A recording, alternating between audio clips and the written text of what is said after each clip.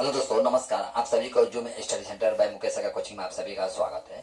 आज मैं आप सभी के सम्मुख एक सेशन लेकर आया हूं जिसका नाम है क्या आप जानते हैं।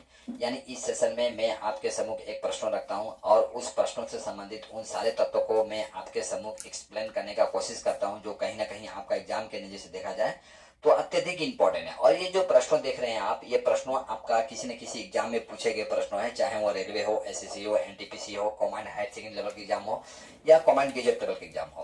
तो समय ना गंवाते हुए हम टॉपिक्स पर बढ़ना चाहूंगा। इससे पहले आप सभी से आग्रह है कि यदि आप नए हैं तो मेरा चैनल को सब्सक्राइब कर दीजिए और इस वीडियो में अंत तक बना रहिएगा। वीडियो स्किप करके मत देखिएगा। देखिए, मैं जानता हूं आपका समय जो है आपके लिए अत्यधिक इंपॉर्टेंट है, तो जाहिर सी बात है मैं आपका अत्यधिक समय नहीं लेने वाला हूं। मैं हार्डली से हार्डली 15 मिनट या 16 मिनट ही आपका लेने वाला हूं। तो इस 15 या 16 मिनट आप मेरे साथ रहेंगे, ऐसी मैं आपसे आशा करता हूं। देखिए, आज का मेरा प्रश्न है, कौन सी महत्वपूर्ण घटना जलियांवाला बाग नरसंहार के तुरंत पूर्व घटी थी। यानी जलियांवाला बाग जो हत्याकांड हुआ था, इस घटना से पहले ऐसी कौन सी घटना घटी थी जिसका परिणाम जो है आपका जलियांवाला बाग हत्याकांड होता है। ठीक है, तो देखिए हम देखते हैं जलियांवाला बाग हत्याकांड जो है, पहला हम तो ये जानते हैं जलियांवाला बाग हत्याकांड होता कब है। जलियांवाला बाग जो हत्याकांड होता है आपका मार्च महीना में 1919 ईस्वी में होता है। ठीक है, देखिए ये जो घटना आपका होता है जलियांवाला बाग हत्याकांड, इसके पीछे एक घटना जुड़ा है। यानी इस जलियांवाला बाग हत्याकांड के पीछे ब्रिटिशों के द्वारा बनाया गया एक ऐसा नीति था जिसका परिणाम ये निकलता है आपका जलियांवाला बाग हत्याकांड होता है। वो कौन सा नीति था ब्रिटिशों का? तो वो था आपका रॉयल एक्ट। रॉयल एक्ट कब बनता है आपका? 1919 ईस्वी में। ठीक है, जलियांवाला बाग हत्याकांड भी आपका 1919 ईस्वी में होता है, रॉयल एक्ट भी आपका 1919 ईस्वी में होता है। और आपका कवि गुरु रविन्द्रनाथ टैगोर अपना नाइटहुड की उपाधि, ठीक है, कौन सा उपाधि? नाइटहुड की उपाधि जलियांवाला बाग हत्याकांड के विरोध में क्या करते हैं? ब्रिटिशों को लौटा देते हैं। ठीक है, हालांकि ब्रिटिश प्रशासन के द्वारा ही उन्हें यह उपाधि दिया गया था और वो जलियांवाला बाग नरसंहार को देखते हुए इसकी कड़ी आलोचना करते हैं और अपना उपाधि को लौटा देते हैं। तो कब लौटा देते हैं? आपका 1919 ईस्वी में। तो देख रहे हैं आप, तीन घटना यहाँ पर देख रहे हैं। जलियांवाला बाग हत्याकांड 1919 ईस्वी में हुआ, रॉयल एक्ट बनता है 1919 ईस्वी में, आपका कवि गुरु रविन्द्रनाथ टैगोर अपना उपाधि को लौटा देते हैं 1919 ईस्वी में। ठीक है, तो रॉयल एक्ट एक ऐसा कानून था जिस कानून के तहत, ठीक है, जो क्रांतिकारी होते थे उन्हें जो अरेस्ट किया जाता था, उन्हें गुप्त नीति के तहत यानी रॉयल एक्ट के तहत उन्हें एक ऐसी जगह पर सजा सुनाया जाता था जो कि आम जनता को पता तक नहीं चलता था। ठीक है, जिसमें देखा गया आपका रॉयल एक्ट के तहत दो व्यक्तियों को अरेस्ट किया गया था। इसमें से पहला थे आपका सैफुद्दीन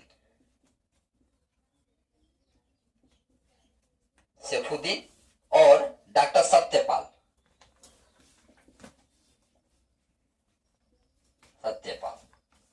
इन दो लोगों को यानी दो क्रांतिकारियों को ब्रिटिश सरकार क्या कर लिया था? अरेस्ट कर लिया था। अब देखिए, ब्रिटिश सरकार जब अरेस्ट कर लिया था तो इन्हें छुड़ाने के लिए आपका पंजाब का जलियांवाला जो बाग है, यानी एक प्रांत था, इलाका था, मैदान था, उस इलाके में बैठकर लोग क्या कर रहे थे? मीटिंग कर रहे थे और सारे सभा में मौजूद जो व्यक्ति थे निहत्थे थे, यानी उनके पास एक लाठी भी नहीं था। ठीक है, ये मुद्दा ये था कि सैफुद्दीन और डॉक्टर सत्यपाल को किस तरह से ब्रिटिश के चंगुल से बचाया जाए, इसे लेकर क्या किया जा रहा था? मीटिंग किया जा रहा था। हालांकि जब रॉयल एक्ट बना था, रॉयल एक्ट के विरोध में गांधी जी भी आए थे। ठीक है, ये भी याद रखिएगा। तो रॉयल एक्ट के विरोध में कौन आते हैं आपका? गांधी जी। हालांकि गांधी जी जो है आपका 6 अप्रैल 1919 ईस्वी में पूरा देश में रॉयल एक्ट के खिलाफ विद्रोह की आवाज उठाने का आह्वान करते हैं। ठीक है, कौन? गांधी जी। गांधी जी, ठीक है। अच्छा, तो देखिए 6 अप्रैल 1919 ईस्वी में गांधी जी आवाज उठाते हैं किसके खिलाफ? आपका रॉयल एक्ट के खिलाफ। और 10 अप्रैल को गांधी जी अरेस्ट हो जाते हैं। ठीक है, तो देखिए रॉयल एक्ट एक्चुअली में मैं पहले ही बताया, एक ऐसा कानून था जिस कानून के तहत भारतीयों को यानी क्रांतिकारियों को संदेह के दायरे में रखते हुए उन्हें बंदी बना लिया जाता था और उनके ऊपर देशद्रोही की संज्ञा लगाकर उन्हें सजा सुना दिया जाता था। यानी सजा छोटी मोटी सजा नहीं होता था। और ये जो सजा सुनाया जाता था एक ऐसा गुप्त जगह पर सुनाया जाता था जिसका भनक जो है आम पब्लिक को नहीं होता था। यानी क्या सजा सुनाया गया है, कहां सुनाया गया है, ये सब कुछ भी नहीं बताया जाता था। यानी कैदियों को अपना केस लड़ने का अधिकार नहीं था, ना ही अपील करने का अधिकार था, ना ही अपना वो वकील रख सकते थे। मतलब कहने का मतलब सारा उनकी तरफ से जो आजादी होता है वो सारा आजादी को छीन लिया गया था। मतलब ब्रिटिश ही यहाँ पर ऑल इन ऑल बन गया था। मतलब ब्रिटिश जो कहे वही सही है। ब्रिटिश अगर कहे कि आपने चोरी किया है तो आपने चोरी किया है। आपको सत्य प्रमाणित करने के लिए वकील तक रखने का अधिकार नहीं था, ना ही आप अपना पक्ष रख सकते थे। ठीक है, तो जाहिर सी बात है ये जो रॉयल एक्ट जो था हम भारतीयों के लिए कहीं से भी उचित इसे नहीं कहा जा सकता था। ठीक है, ये जो जलियांवाला बाग हत्याकांड जो है कभी कभी परीक्षा में ये भी पूछा गया है कि जलियांवाला जो बाग है ये कहाँ है? तो ये कहाँ है आपका? अमृतसर, पंजाब का अमृतसर। देखिए मैं चाहूंगा कभी आपको घूमने का समय मिले पंजाब तो आप इस स्थान पर जरूर जाइए, क्योंकि मैं मानता हूं कि आप ताजमहल जाकर देखते हैं, ताजमहल ना जाकर आप यहां पर जाइए अमृतसर।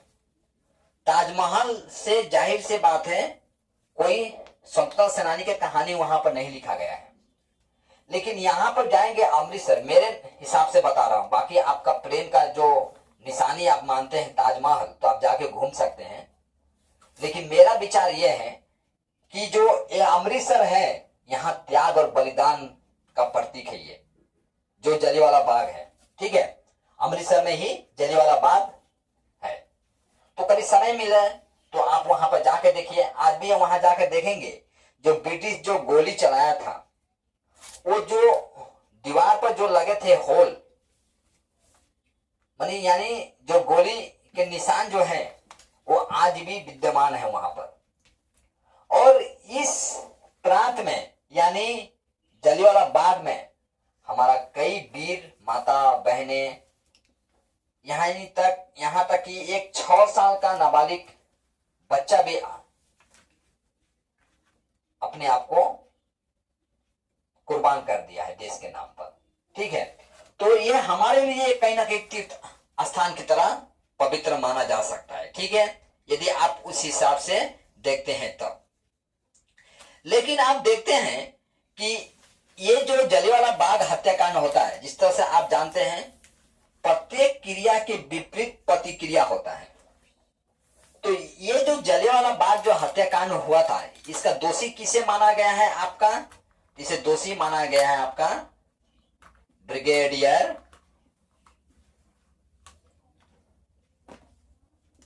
जनरल रेगिनाल्ड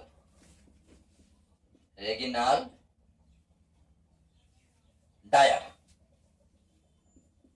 देखिए हम शॉर्ट में इसको क्या कहते हैं, जनरल डायर कह देते हैं, ठीक है, जनरल डायर कह देते हैं। देखिए इसका पूरा अगर लिखना चाहेंगे आप तो ब्रिगेडियर जनरल रेगिनाल्ड डायर होगा, ठीक है। ये मेन कल्प्रिट था।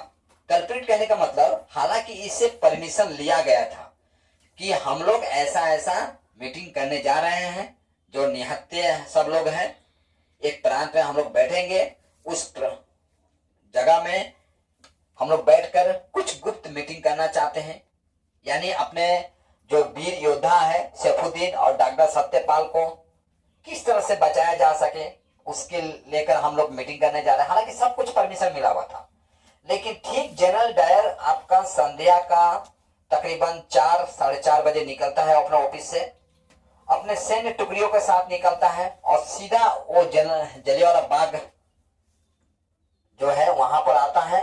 और जलियांवाला जो बाग जो था, ये अकुल रूप से इस तरह से था, चारों तरफ से दीवार था और बीच में एक कुआं था और एक गेट था, और इस गेट पर अपने सैन्य टुकड़ियों को खड़ा करता है और टेक पोजीशन कहकर, ना कि कोई वार्निंग देता है ना कुछ करता है, और अनाधुन फायरिंग का ऑर्डर दे देता है, जिसमें हमारा कई सौ हमारा क्रांतिकारी जो वीर योद्धा थे वो देश के नाम पर शहीद हो गए, ठीक है। तो देखिए इसमें यदि माना जाए तो इसमें लगभग आपका 2000 लोग घायल हुए थे, 2000 लोग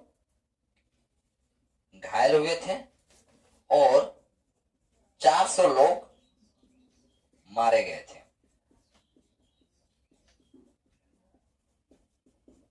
ठीक है। देखिए इसका जो आंकड़ा है अलग अलग जगह पर अलग अलग आंकड़ा है, तो मैं थोड़ा उस पर भी डिस्कस करना चाहूंगा। देखिए अमृतसर के डिप्टी कमिश्नर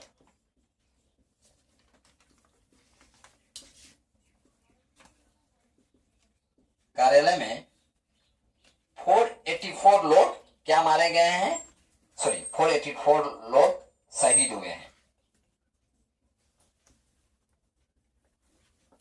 ये आंकड़ा है, ठीक है। और आपका 484 लोग क्या हुए हैं, शहीद हुए हैं। ये आपका अमृतसर के डिप्टी कमिश्नर कार्यालय में एक रिकॉर्ड रखा गया है। उस रिकॉर्ड में ये बताया गया है कि शहीदों की जो संख्या जो थी आपका कितना था, 484 था। और इस दूसरी तरफ देखा जाए तो जलियांवाला बाग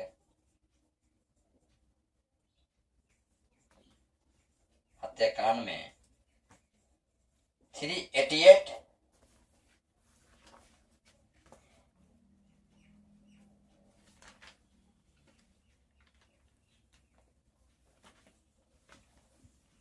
क्रांतिकारी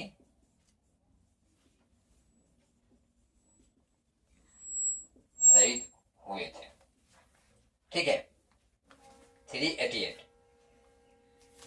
अच्छा, मैं चाहूंगा इतना आप स्क्रीनशॉट ले लीजिए, ठीक है। इसके पश्चात हम लोग आगे बढ़ते हैं, ठीक है।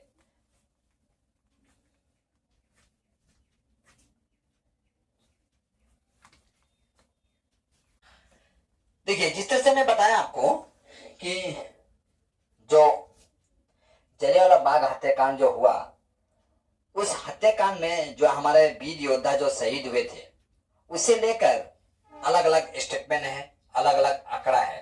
तो उसी हिसाब से देखा जाए आपका ब्रिटिश राज के अभिलेख में 200 लोग घायल हुए थे। देखिए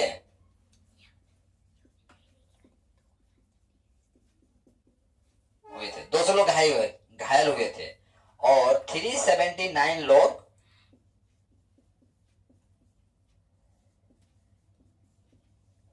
शहीद हुए थे, ठीक है। जिसमें से पुरुष को देखा जाए पुरुष, 337 और 41 आपका नाबालिग,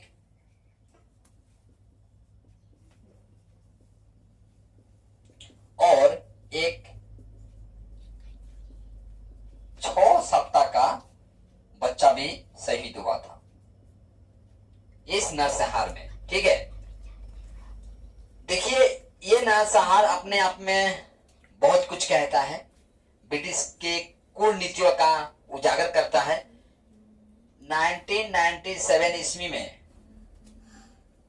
आपका महारानी एलिजाबेथ ने इस स्मारक पर आती है पर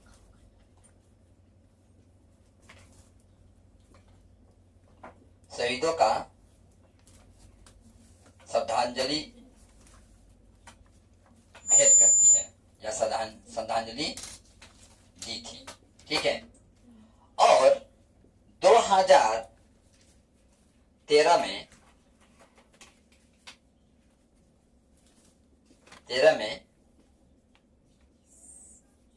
मैं चाहूंगा सब लिख लीजिएगा।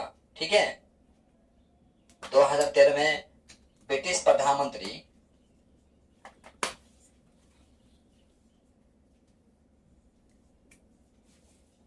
डेविड कैमरॉन ने भी श्रद्धांजलि भेंट करते हैं और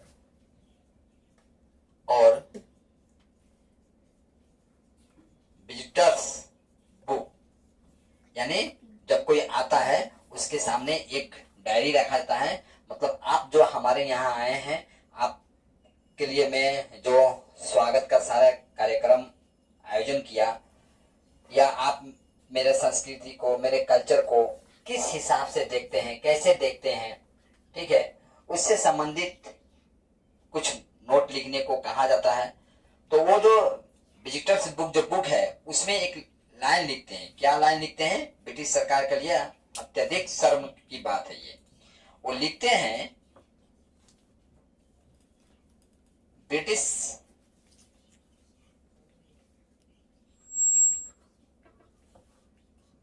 इतिहास की यह एक शर्मनाक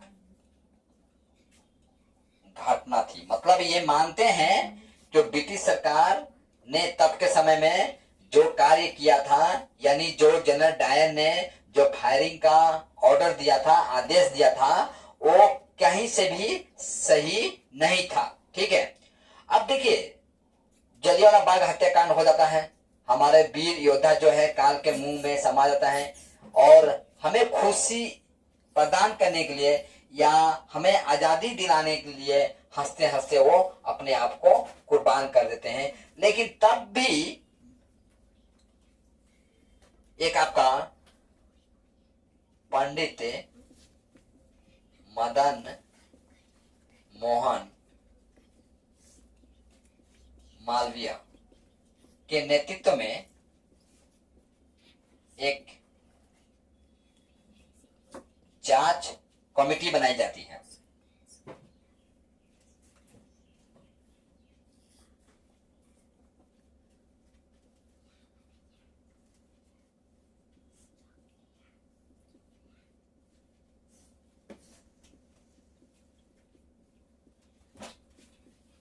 बनाया गया था। ठीक है, परीक्षा में यहां से प्रश्न पूछा गया है। ठीक है, तो इस हिसाब से मैं इस प्रश्नों से संबंधित उन सारे तत्वों को मैं आपके सम्मुख रखने का प्रयास किया हूं, जो कहीं ना कहीं आपका एग्जाम के नजर से देखा जाए तो अत्यधिक इंपॉर्टेंट है। और अब मुझे ये सेशन को समाप्त करने का अनुमति दीजिए, और मैं आशा करता हूं कि अब तक आप मेरा चैनल को सब्सक्राइब नहीं किए होंगे, तब तक कर चुके होंगे। और आज की क्लास मैं यहीं पर समाप्त करता हूं। जय हिंद।